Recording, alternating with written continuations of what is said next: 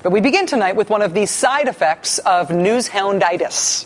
When you follow politics in the news closely, when you get more Google alert emails than you do spam notices about the benefits of little blue pills, when you spend all day reading this time of year about the elections, you have days when things in the news rub you the wrong way. Like this. You know, Randy Moss no longer knows how to catch a football. But winning games anyway now as a motivational speaker? Really? Randy Moss? Really? Come on, that's impossible. See, that's an example of just disbelieving something that you read in the news, of just thinking it doesn't comport with your understanding of reality. There are also times when you don't necessarily disagree with the news, but it seems like whoever's writing the headlines, whoever's writing the leads, is just missing the point. There was this headline in Politico today, Obama's white working class problem. At the New York Times yesterday, the headline was, Democrats' grip on the South continues to slip. That was the headline yesterday in the New York Times. The article saying, quote, saying that the Democratic Party, quote, is facing a situation where its only safe presence in the South is in urban and predominantly black districts. So this is this spin cycle's political diagnosis of what's going on in the elections. President Obama has a white voter problem.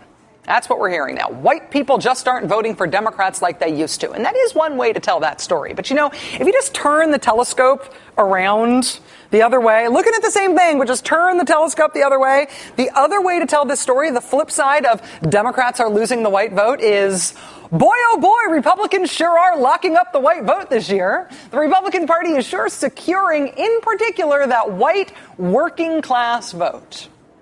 Last night on this show, we talked about what we think of as the Southern Strategy 2.0, the apparent calculation that it mathematically and strategically makes sense to really overtly offend minorities, to turn the minority vote against you, almost deliberately.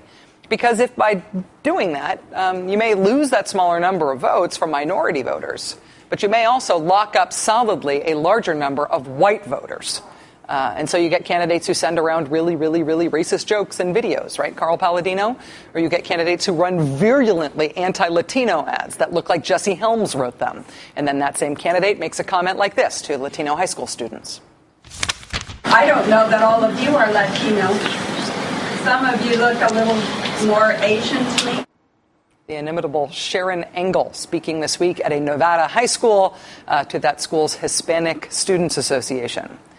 The only way the math makes sense for a strategy like this, though, is if you take out, I guess you think of it as downside insurance.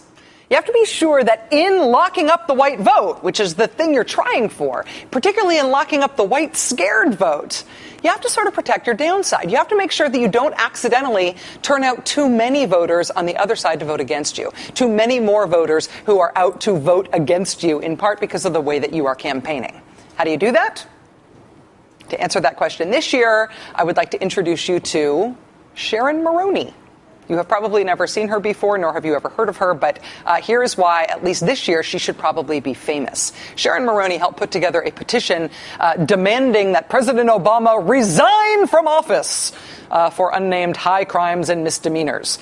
She claimed in this court filing that President Obama is not a citizen and therefore secretly not really the president. Quote, is Mr. Obama a natural-born citizen? The truth is he's subjectively self-certified to be legally qualified. He is the only one with proof of his affirmation, and he has refused to enter that proof into the public record. As Mother Jones reports this week, Sharon Maroney is going to be choosing who will serve as poll workers for the great state of Illinois. Poll watchers, part of a conservative stop voter fraud crusade in the state of Illinois. An initiative is dispatching people to oversee the polls on Election Day. And the birther lady, Sharon Maroney, is one of the people who, for that initiative, will be choosing who gets dispatched to watch the polls. Asked by Mother Jones for a comment about her role in this year's elections in Illinois, Ms. Maroney referred all questions to the executive director of the Illinois Republican State Committee. Think about that as a second, just for a second, right? It's not just the birthers taking it upon themselves to police the polls this year. It's the birthers working with a major political party and referring all questions about their role as birther poll watchers to the Republicans. Last week, the Illinois Republican running for President Obama's old Senate seat, Mark Kirk, was caught on tape discussing his campaign's plans for Election Day. He said that he will be deploying people to very specific districts in Chicago, districts with large minority populations, to, watch over things. These are lawyers and other people that will be deployed in key vulnerable precincts. For example, south and west side of Chicago, Rockford, Metro East, where the other side might be tempted to jigger the numbers somewhat. Democratic Senate candidate Alexei Janulius, who is running against Mark Kirk, took Mr. Kirk to task for that at a debate last night. I think it's clear here what happened. Congressman Kirk got caught on tape saying that he wants to put, quote, voter integrity programs. In what areas?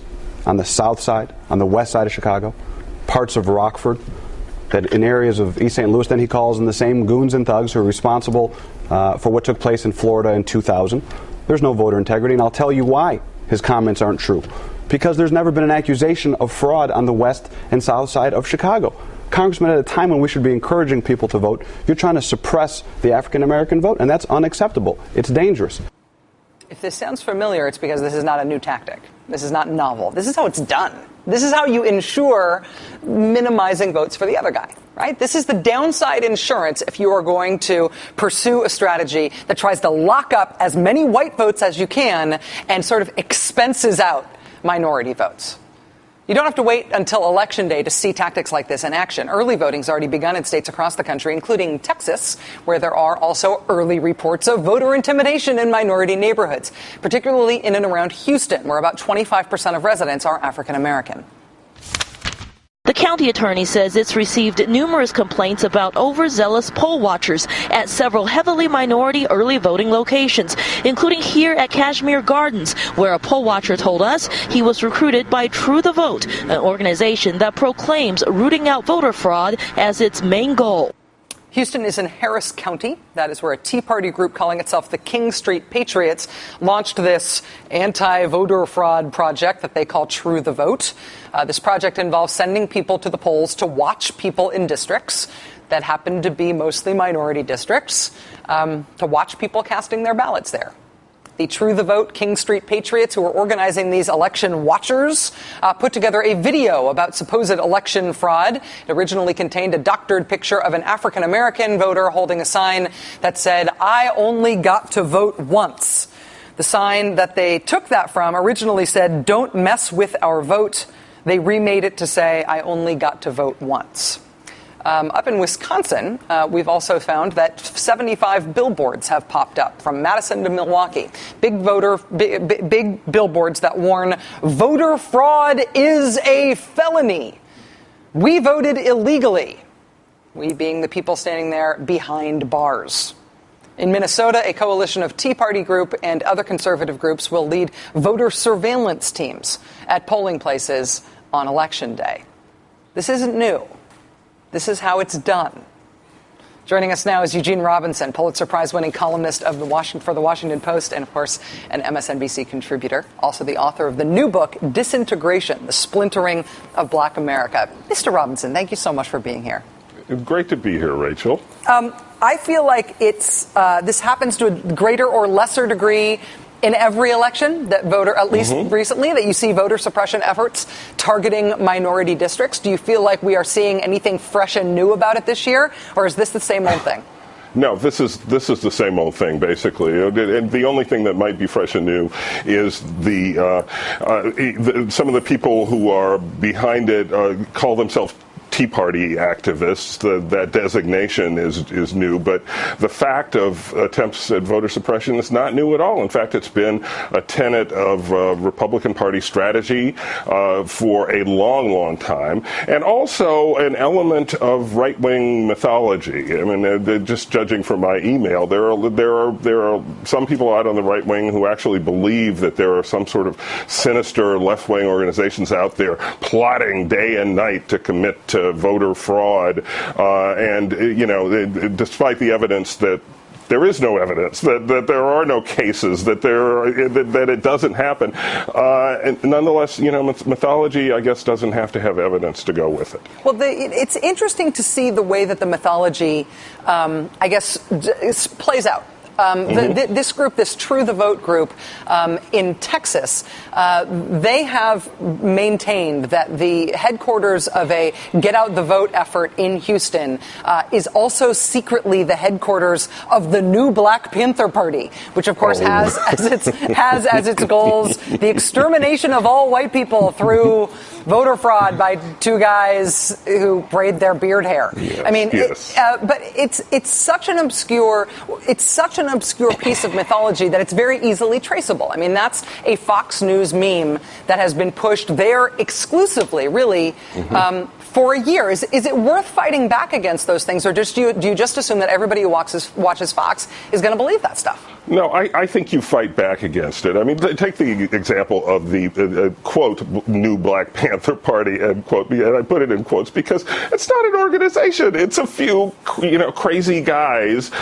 Fox ran over and over again that same several second clip of those same two guys at the polling place. What is fascinating is the receptivity.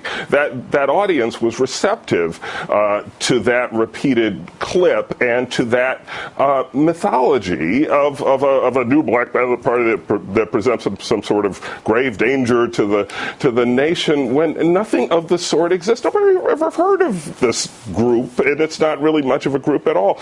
And the interesting thing, I think, is that it strikes a chord among people who think they are taking over the country, that they, I guess, being minorities and being people other than my kind of people. And I think that's the same spirit that's behind the Take Our Country Back signs at the Tea Party rallies and stuff like that. And so if they're taking the country by the sinister method of voting, they must be doing it illegitimately, because voting is a good thing, and we can't oppose that. So they must be cheating somehow. Gene, one briefly last question. That it seems like the way to fight voter intimidation is obviously to protect voters from vigilantism and to protect voters from organized efforts to suppress or intimidate, to suppress their vote or intimidate them from going to the polling place or from actually casting their vote, to make sure that all the votes are cast. That's the sort of technical way to do it. The bigger political way to do it is to do everything you can to promote turnout, particularly of minority voters. Do you think that Democrats this year are focusing on that with appropriate intensity?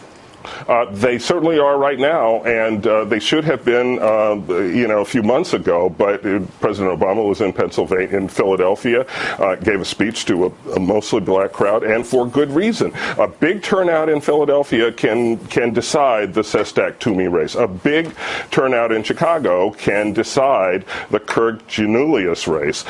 So there's a lot at stake here, and if Democrats can increase minority turnout, we can really have some surprises on November 2nd. Eugene Robinson, Pulitzer Prize-winning columnist from the Washington Post, MSNBC contributor, and his new book is Disintegration, the Splintering of Black America. Gene, thank you so much, as always. So great to be here, Rachel. See you soon. Thank you. So I'm not super big on online contests. Okay, except the ones where they're giving away Metallica tickets. If I don't cop to that, somebody's going to find me out about it and tease me. So yes, fine. I love online contests for Metallica tickets. But I don't otherwise love online contests. That said, it turns out that there is an online contest right now that is not for Metallica tickets, but that I'm really into, because the prize is getting to interview former President George W. Bush. I am entering that contest. I may need your help. Please stick around for that. And for New York Times columnist Frank Rich, who joins us in just a few minutes. We'll be right back. The Rachel Maddow Show uses Cisco telepresence for face-to-face interviews.